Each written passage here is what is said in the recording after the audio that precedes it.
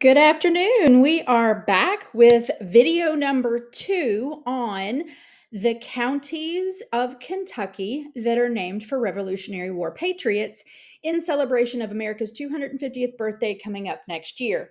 So, Kentucky Historic Travels intends to complete as many as possible. We have approximately 67 counties of our 120 that are named for Revolutionary War patriots. So that's a lot of videos ahead. I've already completed one that was on Lincoln County. If you want to take a look back on my YouTube channel, or you can scroll a little back on Facebook to find it. But we covered Lincoln County last time, named for Benjamin Lincoln. And this time we are looking at the second county. Let me move you on along here. We're looking at the second county that was created in 1780. So, really quickly, just a quick review. In 1772, Virginia colony named this part that would become Kentucky. They named it Fincastle County. In 1778, they changed the name from Fincastle County and named it Kentucky County. Sorry about that. I lost it for a moment. And then in 1780, they broke Kentucky County, changed the name completely into Lincoln, Jefferson, and Fayette. We are still owned by Virginia, and we're not a state yet. So, as I stated in my last video, these three names have nothing to do with Kentucky. Instead, they have to do with Revolutionary War patriots, as we were still in the middle of the war at the time that they named them. So Lincoln was named for Benjamin Lincoln, and Jefferson County was named for Thomas Jefferson. So Thomas Jefferson was the namesake of Jefferson County, Virginia at that time, that later became Jefferson County, Kentucky. Now, Thomas Jefferson was obviously a founder of the United States, a founding father. He was born at Shadwell, which was the name of his father's plantation in Albemarle County, Virginia. His father was Peter Jefferson. His father was really successful. He was a planter, a surveyor who had amassed several thousand acres of land. His mother was Jane Randolph, who was a member of one of Virginia's distinguished families. So, as they like to say, Thomas Jefferson came from really good stock, right? Now, unfortunately, Thomas's father passed away when he was 14 years old. All right, he loses his father at the age of 14. He inherits 5,000 acres of land from his father.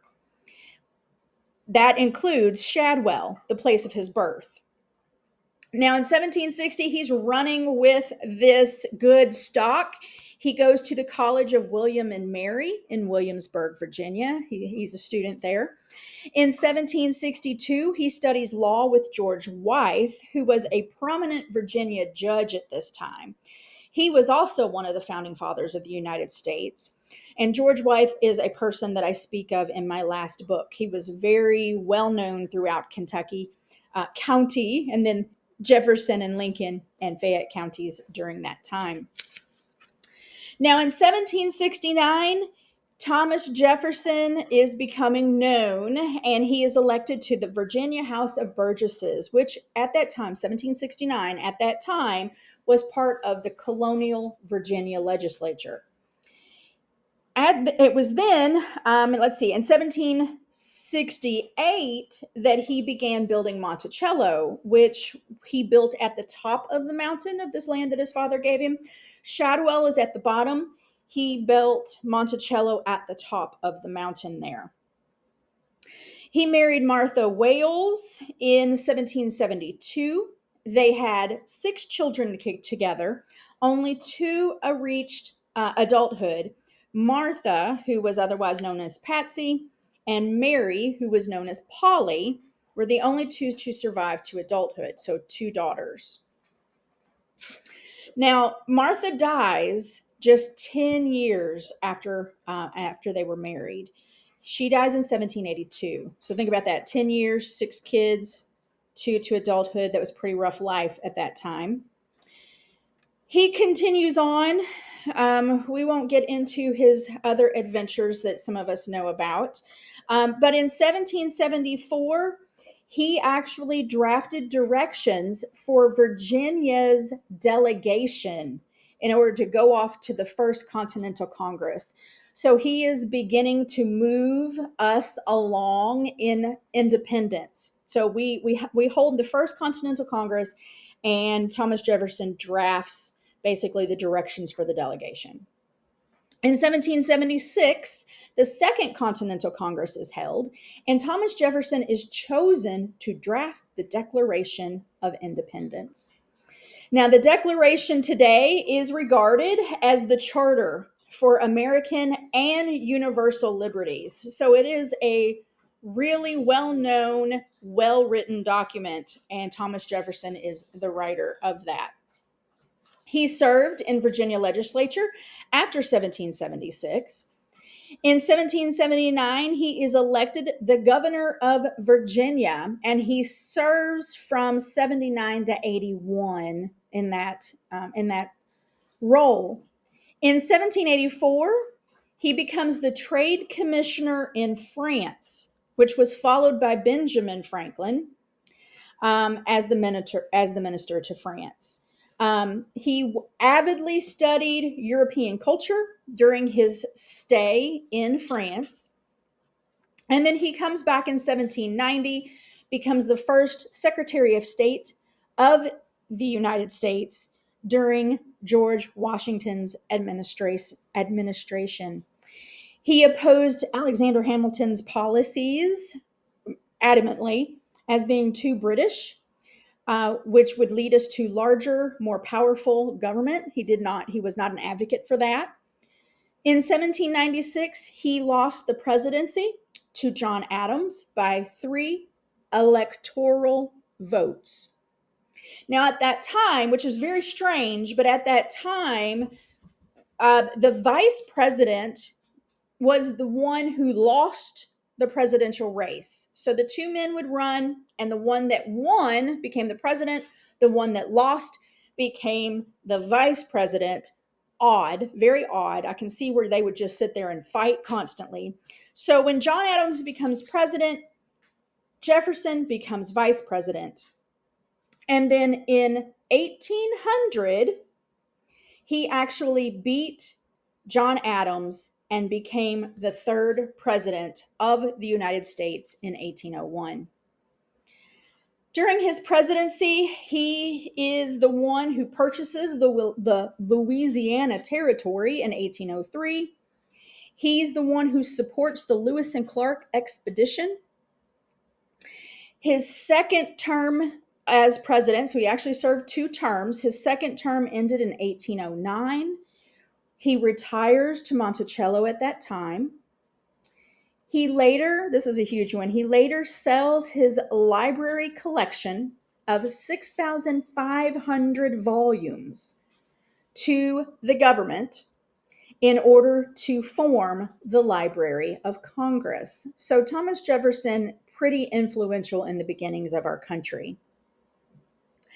Yes, there were definitely some sketchy things that were going on with Thomas Jefferson as well, but for his strong suits, he had a pretty big hand in the creation of our country. In 1819, at the age of 76, he founded the University of Virginia. He campaigned for the charter. He secured the location. He designed the buildings. He planned the curriculum, and he served as its first rector. So look at all of what he accomplished in his lifetime. So yes, he had some weaknesses, some faults, but all in all, huge, influential in the creation of our country. Now, here's a little fun fact for your Jeopardy in case it ever comes up. Thomas Jefferson died on July 4th. Of all the dates, he dies on July 4th of 1826, which was the 50th anniversary of the Declaration of Independence. How cool is that? I mean, if you're going to die and you're Thomas Jefferson, like, could you have planned it any better? Now, here's the kicker. Just a few hours later, on the same day, same year, his opponent turned best friend, John Adams, also dies on July 4th of 1826. How incredibly bizarre and awesome was that? And that is a Jeopardy for you if there ever was one. All right, so I've got a couple more quick slides for you. As I said, Thomas Jefferson dies on July 4th of 1826. He is buried on his own property at Monticello. And of course, you know, I've been there. So here are a couple of photographs of Monticello that I took when we were there. There's also a picture of his headstone that he designed himself and decided what would be put on it as his epitaph. It overlooks some beautiful gardens and fields that obviously otherwise would have been worked by the enslaved people on his property. But today, the property is absolutely gorgeous. Now, I will also add that his legacy, according to the Monticello website, is that his 2 terms as president left behind a mixed legacy. The first, the Barbary War, ended in victory, yet that peace did not last. The Louisiana Purchase doubles the size of the country and provided the natural resources to make the U.S. a world power, but it displaced and disrupted the culture of our Native Americans. We had unresolved issues with Great Britain, which led to the War of 1812, and the problem of slavery would eventually tear the nation apart. So he had pros and cons, as I stated earlier.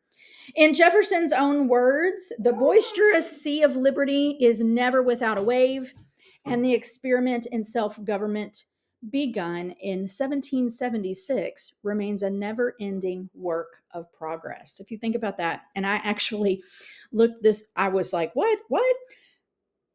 First self-governed government. And what does that mean? It means that our government is ultimately by the people, for the people, which is part of our original documents. All right, ladies and gentlemen, I hope you learned a little bit new. Thomas Jefferson is a pretty well-known individual, but I did not want to leave him out, as he is definitely one of our amazing founding fathers. Without him, we may not have seen independence. So, Jefferson County, Kentucky, was named for Thomas Jefferson. I hope you guys will come back and join us for our 3rd video. That 3rd video is going to be on Fayette County, which was actually named for the Marquis de Lafayette. So his information and history is coming up next. Make sure you subscribe on our YouTube channel. Follow us on Facebook so that you do not miss a single video coming your way on the Kentucky counties named for Revolutionary War patriots, as Kentucky Historic Travels celebrates America's 250th birthday. We'll see you next time. Bye.